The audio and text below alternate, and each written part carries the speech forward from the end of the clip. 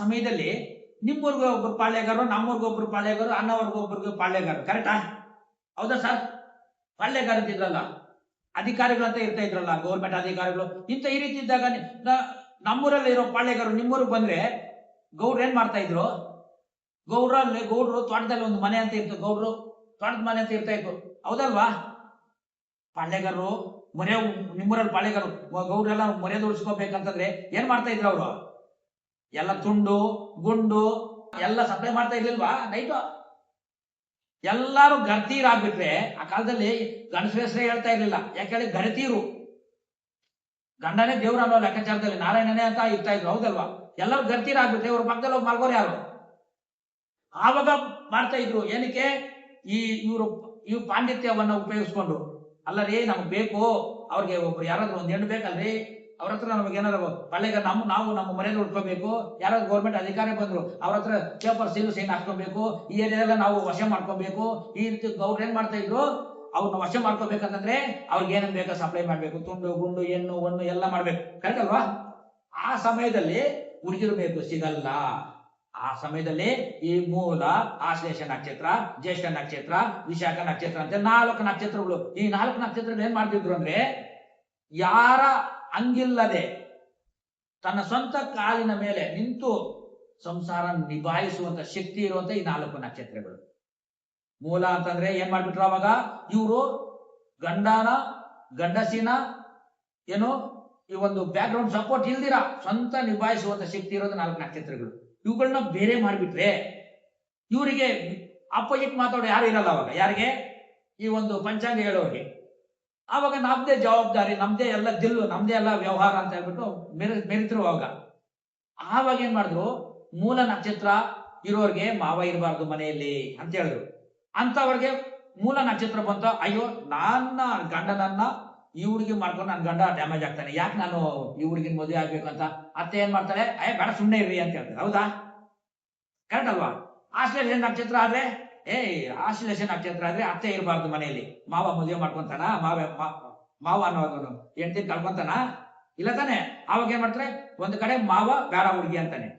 ಜ್ಯೇಷ್ಠ ನಕ್ಷತ್ರ ಜ್ಯೇಷ್ಠ ಪುತ್ರನ ತಮ್ಮನ ಇರಬಾರ್ದು ಅಂತ. ಅವಾಗ ಏನ್ ಮಾಡ್ತಾನೆ? ಇಬ್ರು ಇರೋ ಮನೆಯಲ್ಲಿ ಇರಬಾರ್ದು ಅಂತ, ಅಂದ್ರೆ ಒಂದೇ ಇರಬಾರ್ದು ಅಂತ. ಆದ್ರೆ ಇನ್ನೊಬ್ಬ ವಿಶಾಖ ನಕ್ಷತ್ರ ಬಾವನ್ ತಮ್ಮ ಬಾವನ ಅಣ್ಣ ಇರಬಾರ್ದು ಅಂತ. ಯಾರು ದೊಡ್ಡವನ ಚಿಕ್ಕವನ್ ಇರ್ತಾರ ಅಣ್ಣ ತಮ್ಮಂದ್ರು, ಈ ರೀತಿ ಅವ್ನು ಇರಬಾರ್ದು, ಇಲ್ಲ ಇಂತರ ಇರಬಾರ್ದು ಅಂತ ಹೇಳ್ಬಿಟ್ರೆ, ಇಲ್ಲ ಅಣ್ಣ ತಮ್ಮಂದ ಇರೋರ್ಗೂ ಮನೆಗೆ ಹೋಗಂಗಿಲ್ಲ, ಇಲ್ಲ ಅತ್ತೆ ಇದ್ರು ಮನೆಗೆ ಹೋಗಂಗಿಲ್ಲ, ಮಾವ ಇದ್ರು ಮನೆಗೆ ಹೋಗಂಗಿಲ್ಲ. ಈ 4 ನಕ್ಷತ್ರಗಳಿಗೆ ನೋಡಿ ದೇವರು ಹೂವ ಕೊಟ್ರು, ಆಯ್ತಾ? ಈ 4 ನಕ್ಷತ್ರಕ್ಕೆ ನಾವು ಏನ್ ಮಾಡ್ತಿರೋ ಯಾರನ್ನೂ ಮದುವೆ ಆಗಲ್ಲ. ಉಪ್ಪು ಖಾರ ತಿಂತಾ ಇರೋ ಹುಡುಗಿರು ಏನ್ ಮಾಡ್ತೀರ ಅವಾಗ? ದಾರಿ ಈಚೆಗೆ ಬೀಳಲ್ವಾ? ಬಲೆಗೆ ಬೀಳಲ್ವಾ? ಕಾಯ್ತಾ ಇರ್ತಾರೆ. ಆ ಸಮಯದಲ್ಲಿ ಏನ್ ಮಾಡಿದ್ರು ಗೊತ್ತಾ? ದೇವದಾಸಿ ಪದ್ಧತಿ ಅಂತ ತಗೊಂಡ್ಬಂದ್ರು. ಈ ಪದ್ಧತಿ ಕೇಳಿದ್ರ ನೀವು? ದೇವದಾಸಿ ಪದ್ಧತಿ ಕೇಳಿದಿರಾ? ಬಂದವ್ರು ದೇವ್ರು ಅವ್ರ ದಾಸಿಯಾಗಿ ನೀನ್ ಕೆಲಸ ಮಾಡು, ಹೇಳಿದ ಕೆಲಸ ಮಾಡು, ಮಲ್ಗೋದ್ರೆ ಮಲ್ಗೋ, ಇದು ಸೇವೆ ಮಾಡು ದೇವದಾಸಿ ಪದ್ಧತಿ ತಗೊಂಡ್ಬಂದ್ರು. ಅವ್ರು ಬರ್ದೇ ಇರೋ ಸಮಯದಲ್ಲಿ ದೇವಸ್ಥಾನಗಳಲ್ಲಿ ಕ್ಲೀನ್ ಮಾಡೋದು, ಶುದ್ಧಿ ಮಾಡೋದು ಮಾಡ್ಕೊಂಡ್ತಾ ಇದ್ರು.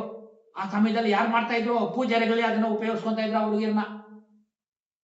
CR ಸಿನಿಮಾ ಯಾವ್ದು ಅದೇ ಯಾವ್ದು ಸಿನಿಮಾದಲ್ಲಿ ಯಾವ್ದೋ ಒಂದು ಇದರಲ್ಲಿ ಎಷ್ಟು ಚೆನ್ನಾಗಿ ಅದನ್ನ ತೋರಿಸ್ತಿದ್ದಾರೆ. ದೇವದಾಸಿ ಜೊತೆ ಸೇವೆ ಸಹವಾಸ ಮಾಡಿಲ್ವಾ? ಸಿನಿಮಾಗಳಲ್ಲಿ ತೋರಿಸಿಲ್ವಾ? ಎಕ್ಸಾಂಪಲ್. ಇದಕ್ಕೋಸ್ಕರ ಇವ್ರು ಮಾಡಿರೋ ಕುತಂತ್ರಿಗಳು ಇವರು.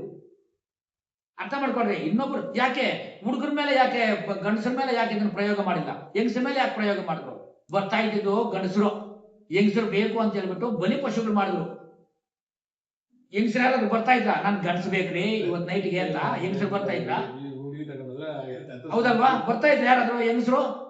ಇವಾಗ ಕುದುರೆ ಮೇಲೆ ಬರ್ತಾ ಇದ್ರ, ಜಟ್ಕ ಬಂಡಿಯಲ್ಲಿ ಬರ್ತಾ ಇದ್ರ, ನನ್ಗೆ ಇವತ್ತು ಗಂಡಸರು ಬೇಕ್ರಿ ಬರ್ತಾ ಇಲ್ಲ. ಗಂಡಸರೇ ಬರ್ತಾ ಇದ್ದು ಹುಡುಗಿರು ಬೇಕ್ರಿ, ಆಂಟಿಗಳು ಬೇಕು ಅಂತ, ಹೌದಲ್ವಾ? ಅದಕ್ಕೆ ಇವರು ಈ ರೀತಿ ಪ್ರಯೋಗಗಳು ಮಾಡಿದ್ರು.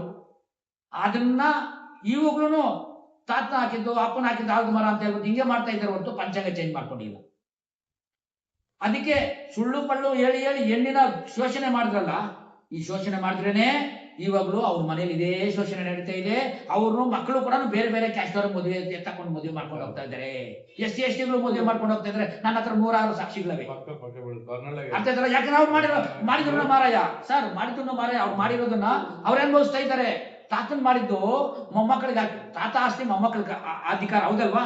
ತಾತನ್ ಮಾಡಿದ ಕರ್ಮ ಮೊಮ್ಮಕ್ಕಳಿಗೆ ಯಾಕೆ ಬರುತ್ತೆ? ಅವ್ರ ತಾತ ಮಾಡಿದಾನಲ್ಲ, ಮೊಮ್ಮಕ್ಳು ಅನುಭವಿಸ್ತಾ ಇದಾರೆ ಇವಾಗ.